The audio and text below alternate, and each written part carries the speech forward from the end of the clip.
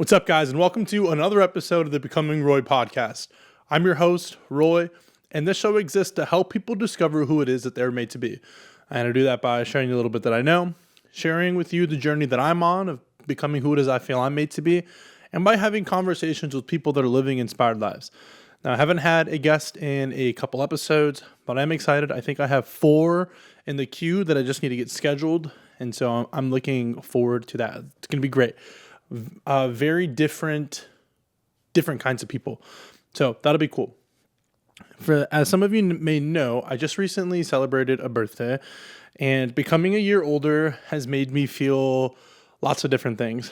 Now, I just turned 29, so I'm wrapping up my 30s.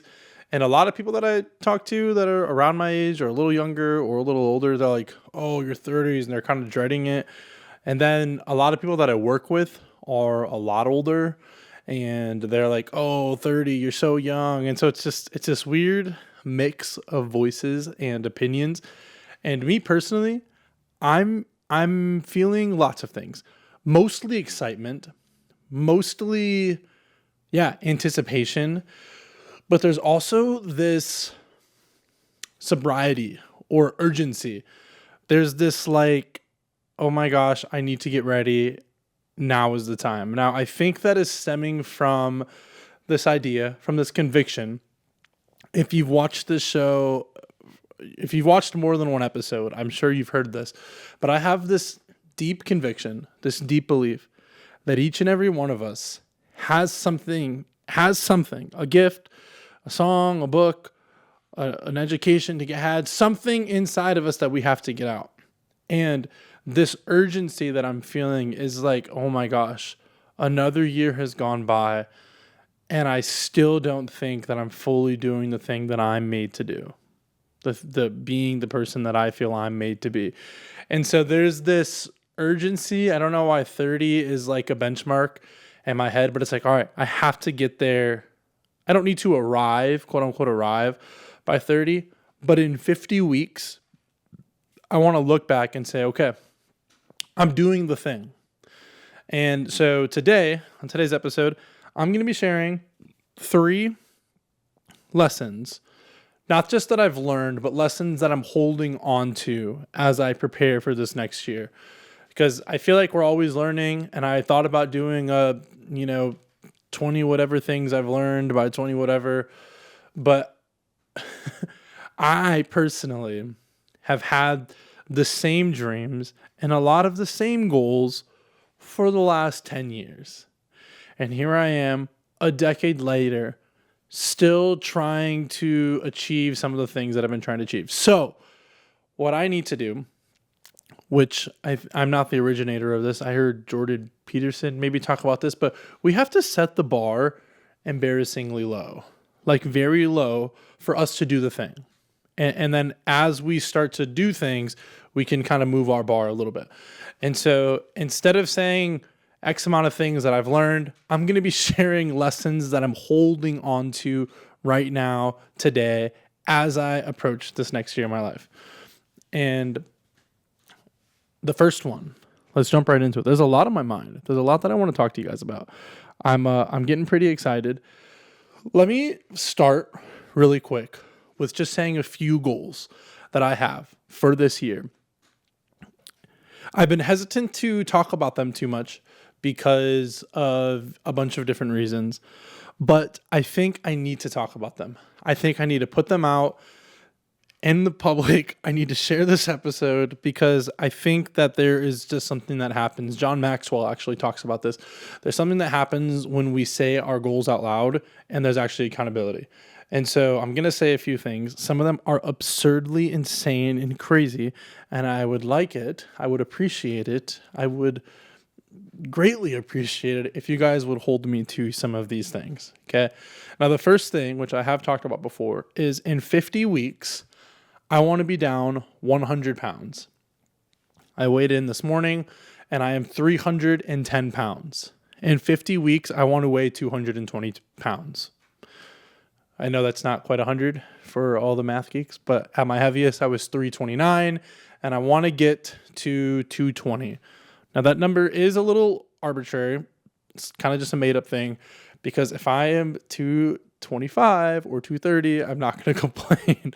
So, but I want to lose 100 pounds in 50 weeks by the time I turn 30. I cannot turn 30 fat. I will be so mad. So that's 1. 2, I was very strategic about this sentence. I almost said I want to. I am going to release 100 podcast episodes. This is episode 21. And in the next 50 weeks, I will release another 80. That is kind of crazy to say, but I'm going to do it. I want to do it. And really, it kind of goes back to the thing that I said at the beginning, but this is who I feel like I'm made to be. I believe, I have a vision. The vision for Roy's life is to help people discover who it is that they are made to be. That the unheard would feel heard, that the unseen would feel seen, and the unloved would feel loved. Through family, mentorship, and the extravagant giving of time, money, and prayer. That is why I exist. And the reason this show exists is to help people discover who it is that they were made to be. So this show is just an extension of the vision that I have and the purpose that I feel like I have in my life. And I want to do episodes because I want to share with people the little that I know. I want to share with people the journey that I'm on because it's been a roller coaster. I've lost 50 pounds and I've gained 40 back. And other goals that I have, you know, if you've been following with the show, you know that I'm pursuing health in 6 different categories. And you know that I'm not doing well in all of those categories. But one day I will be. One day I will be healthy. And I'm doing this, sharing the raw, unfiltered, vulnerable journey that is, because I want you to know that I am not special. And if I can do the things, I'm not there yet, but if I can do the things, then you can do the things. And it's not that I can't or I won't or I haven't. It's just that I haven't done it yet. I'm going to win. And I believe if you keep doing whatever it is that you're going to do, if you're doing the things and you're being proactive, I think you're going to win. I have it tattooed on my wrist. It's something my dad would always say to us. And I'm pretty sure I talked about this in the episode about the things that my father has taught me. But my dad would always say, we're born to win. And it wasn't just a competitive thing, although my family is extremely competitive. It was more just my father would say, Roy, Alex, to my siblings, say, there's something inside of us that we need to get out. There's a gift inside of us, what I just said earlier. And there are going to be things that happen that try to stop you from doing the thing. And you were born to win that fight. You were born to win the fight to get the thing out, whatever it is inside of you to get out. And so I have had a roller coaster of the last 10 years, okay? Personally, emotionally, spiritually, like physically, like mentally, so many things where it's like, and times where I genuinely wanted to give up, where I genuinely wanted to throw in the towel and just be like, whatever. But no. And so that brings me back to the feeling that I have, the primary, loudest emotion that I'm feeling about my recent birthday is urgency. There's urgency. And so here are a few things. Oh, wait, no. I'm rewinding a little bit. Okay, so podcast episodes I'm going to release. I also want to become a better communicator. And so I'm doing that by getting reps, by doing the podcast. It's episode 21. Going to get to 100. So I'm going to lose 100 pounds. I'm going to release my 100th podcast episode. Okay. And then this next one, I have only told a couple of people, and I don't want to say it out loud because I'm scared. If I'm being completely honest and completely vulnerable, I'm scared to share it. I also don't want people to know. So if you hear this, can you not tell people? Like I'm telling you, and I'm probably like 12 minutes into this podcast. So the people that just click to hear a few seconds of it, they're not listening anymore. So this is our secret. Okay. Seriously, don't tell anybody. I want it to be a surprise because I'm documenting the journey, but I also need to not keep it a secret so I can be held accountable. 5 weeks ago, let's see, it's June. In April, I signed up for the Kansas City Marathon happening October 17th. I'm not a runner. I'm currently 300 plus pounds. The longest run that I've done has been 4 miles. I'm overweight. I'm behind on training. I'm scared that I'm not going to be able to do it. And I hate running. I really just did it because I signed up because it's something hard. Something that I don't think I can do. And it's my misogi, if you will. And I'm nervous about it. Anyways, those are my 3 things. That one's coming up October 17th. If you're listening to this, please don't tell anybody. And if you want to be there and cheer me on and help me record some stuff, that'd be awesome. I'm excited. I'm nervous. I bought running shoes. I bought this freaking Garmin so I could be, track my run, track my heart rate. Oh, all right. Now that those things are out there, those are my big 3 things that I'm wanting for this year. And I think that's all I want.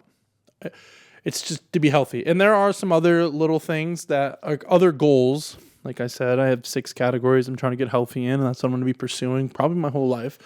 But losing 100 pounds, releasing my 100th podcast episode, and running this marathon. These are my big 3 things that I'm going to look at 29 and say, I did those things. So to bring it back for a second time to the primary emotion, the thing that I'm feeling the most about this turning a year older is urgency. And I want to share just a couple of lessons that I'm holding on to get to these goals. Very simple things that I hope you also start to implement today. Okay. I wrote them down because I'm trying to steward time better. And I don't want to forget. Okay, the first one, actually, just really quick, thank you for anyone that's listening. There are a handful of you guys that have just been so encouraging, and I don't even know who listens to this, but thank you. I'm pretty hyped. I'm excited. I'm grateful, and we're going to do it. If you're listening right now in June 26, you're early. You're early because it's going to happen. It's going to happen, and I'm excited. Okay, so the first lesson that I'm holding on to is being where your feet are. Be where your feet are. If you're anything like me, or if you know me at all, you know that I have 1 million thoughts in my head at all times. It's kind of why I walk a lot. It's kind of why I can't sleep. Or if you pay attention, you'll notice my foot is just tapping. Foot is tapping. And I'm just thinking about this and that and this and that. And oftentimes I've found that I'm so consumed with the future or the thing that I'm worried about that I'm actually not where I'm at. So that's actually why I just paused and said thank you. That's why I took a long intro to get to the body of this, is because I'm excited to be right here, sitting in this studio, sitting on this stool, looking to this camera, talking to, I don't know who, whoever you are. Talking to you, Roy, as you re-listen to yourself. I listen to my podcast all the time. I'm one of my favorite podcasters. And so being where your feet are helps you live in the moment. Now, that's such a trivial thing, but it helps. And some practical things that I've been doing is I'm trying to get off of this thing. I'm trying to get off of my cell phone. This thing is such a trap. I just bought a couple of bricks actually, one for the office and one for home. And my phone is disabled from 9:45 p.m. until 3 p.m. And it's the last couple days have just been very refreshing. And in some ways it feels like I'm getting my life back. And one, productivity and being able to get more done at work, but also like, what's the trend? Embarrassed to, not proud of it, but man enough to say it. Sometimes I'm opening Instagram within minutes of waking up. Sometimes it's the first thing that I check. And I feel gross and sick to my stomach just saying that out loud and admitting it because it's embarrassing. But I'm sure I'm not the only one. And so getting up and having nothing to check or going to check and realizing I can't is helping me be like where my feet are. It's helping me on my morning walks when I actually, all right, well, I can't doom scroll while I walk. So let me say a prayer. Like, let me, you know what I'm saying? Dialogue with God. Let me meditate. Let me whatever. And so being where your feet are is just, I'm finding it to be beautiful. And I actually found a creator recently. They're like pretty big. I don't remember their name though, but they were just saying that the process is the point. The process is the point. It's not about the destination. And it's also cool. My Spanish teacher, shout out Senora Corwin, she got the seniors in my year, and most years every year she would get the seniors a gift. In my year, we got beach towels that I still use. I used it to dry off from the shower this afternoon. And our beach towels had our Spanish name. My Spanish name was Pablo. Nardwar, that is for you, for whenever you interview me in 15, 20 years. But on it was a quote, and it said, happiness is in the journey, not the destination. Or the way that this creator said it is the process is the point. And so be where your feet are. Now, I think back on times where I have not been where my feet are, and it's kind of sad. You know, I have friends that live on different ends of the world. And I remember I know right now how much I miss them, but I remember living with them or living close in proximity and not being present with them and thinking about this and thinking about that and not prioritizing being like making time for them. I think about my little siblings who are all grown up now. Everyone's a teenager. And when I left home 10 years ago, the youngest was 3. Nehemiah was 3. He was 4. Like the kids were in elementary school. Now they're graduating. And like, that's one of my biggest regrets from when I was 18, 19, when I was in community college, is I was so busy. I was never home. And I never saw my family and I never saw my siblings. And I just wasn't where my feet were. And now I am moved away from them and I'm not close in proximity and I miss them every day. And so be where your feet are. Maybe you are in that exact situation. You're ready to move out and you're ready to be gone and you're ready for your own life. But you just never know when the people around you are not going to be around you anymore, or the situation that you have. You know, it's like you never know the good old days are gone until the good old days are gone. Like we're living in the good old days right now. Be where your feet are. Please be present. Take pictures. Like ask your friends to like, I don't know, just please be where your feet are. Because life is changing. Life moves fast. And just like that, everything can be different. Your life can look very different. And so enjoy where you are. The process is the point. Happiness is in the journey, not the destination. Whatever way you want to say it. But just please be wherever your feet are. Okay, moving on. Next one is you need to make room. Make room for stuff. And reminder that I'm telling you things, I'm sharing things that I need to hold on to because I am the CEO of needing these few things. Okay. I need to be where my feet are because I'm always thinking about 10 million things. Okay. I need to make room. You need to make room for whatever it is that you want to do. I am working. I don't know how much everyone knows about my work life. I work here at this church. Love this church. I work as a freelance videographer, do weddings, super fun. Most weekends, it's really only busy a handful of months out of the year. So like in June, I only have 2, but in July, I have 0. July I have 1. August, I have 4 or 5. September, I think I have 6. Like some months are busier. Church, freelance videography. I freelance really anything, depending on what people need. I bartend 3 nights a week. And I'm trying to do this. I'm trying to podcast. And I'm trying to lose 100 pounds. And you know who's having a hard time sticking with their podcast? And you know who's having a hard time losing weight and getting to the gym? You know who's having a hard time training for a marathon? This guy. Because I'm not making room for the things that are important. You have to make room. If you're going to add something to your plate, you probably need to take something that's already existing in your schedule off. So I'm actually working my last restaurant shift in a couple of weeks. Not in a couple of weeks. Next Friday. Next Friday is my last restaurant shift. And I'm excited. I'm a little nervous because I don't budget my money right now, even though I probably should. Well, now I'm going to need to. And so a lot of you, me, I'll just use myself as an example. I have been running into so much quote unquote failure and letdown and disappointment because I'm trying to add too much to my plate. Today was actually the first day off that I've had, and I don't know how long.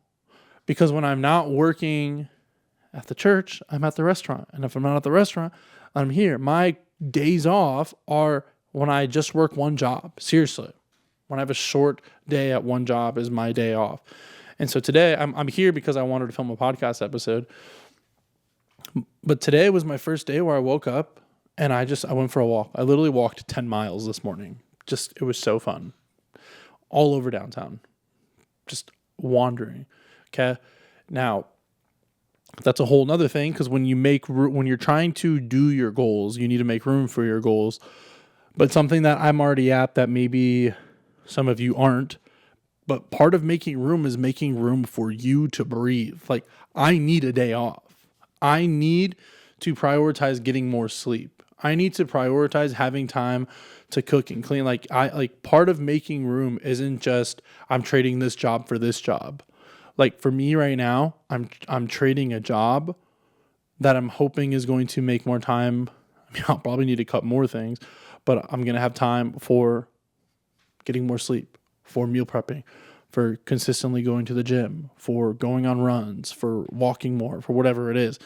And so don't be surprised, or don't say no one told you, when you say, I'm going to do this goal, but you don't make room for it. Don't be surprised when you say, I'm going to pay off all my credit card debt, or I'm going to save X amount of dollars, but you don't cut any of your subscriptions, or you don't cut any of the times that you eat out, or that you're ordering delivery, or that you're shopping. When we set a goal, we have to make room for the goal. Right now, the resource I need is time. So I'm cutting something to make time. Make room for the things that are important. That's number 2. Number 3, I've talked about this, and this is the last one, and then I will close. The last one is this idea that I've talked about a couple of times on this podcast, but it's macro measuring versus micro measuring. What I mean by that is it's so easy for me to say, I did not have a good week because I have only went to the gym one time and I've only ran one time. It's Thursday. It's easy for me to look at today and say, today was bad because fill in the blank. I mean, today I'm actually doing good. Maybe I'll use a good example. It's easy for me today to say, I'm doing good because I'm at 26,000 steps at 4 p.m. And I've only had a protein bar and a scoop of rice and chicken with a protein tortilla. Today's a good day, right? It's easy for me to just say I'm doing good today, when obviously if I'm going to lose 100 pounds, I need more than a good afternoon. I need more than a good day. I'm going to need 50 weeks of doing good. All right.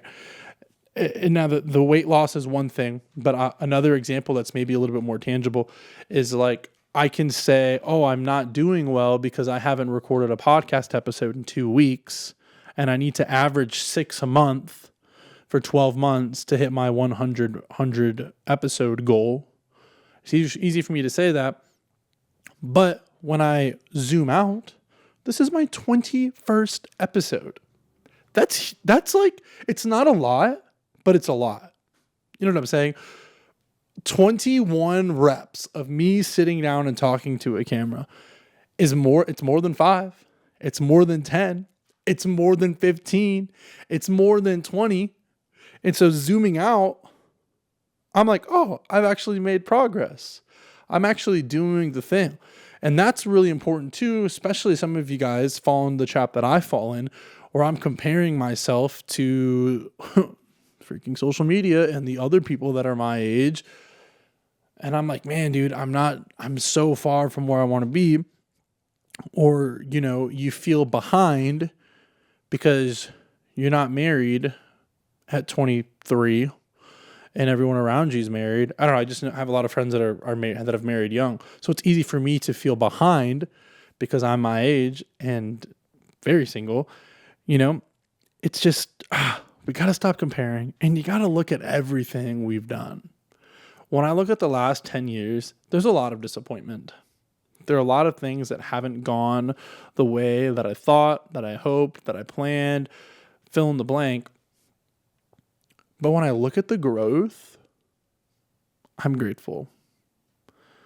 When I zoom out to 10 years and each stage of life and the different cast of characters that were in each one, they've all kind of built upon each other. Now I've had some look at that. I almost cussed. I'm doing better. I've had some very crappy situations and stories and things happen. And sure, things didn't go the way they were or the way that I wanted them to. But today I'm grateful for the understanding and the experience. And so we have to zoom out, because right now I'm not doing a job that I am passionate about and love. And I love my job and I love my coworkers and I love my boss. And I do enjoy making videos and I do enjoy media, but my heart doesn't come alive with this stuff the way it does when I'm working summer camps, when I'm working with students, the way that I'm coaching and mentoring. Like, that's where my heart comes alive. And so it's easy for